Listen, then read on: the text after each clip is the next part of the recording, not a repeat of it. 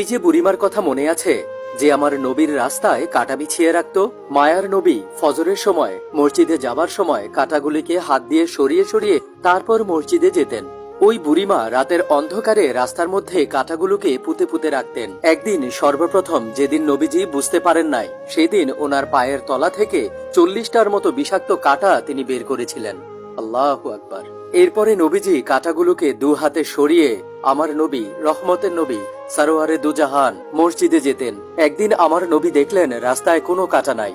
তিনি জিজ্ঞাসা করলেন, আজ রাস্তায় কোনো কাঁটা নাই কেন? সাথে থাকা লোকজন উত্তর দিল, হুজুর, আপনার রাস্তায় যে বুড়ি কাঁটা বিছিয়ে রাখত, সে অসুস্থ, বিছানায় পড়ে আছে।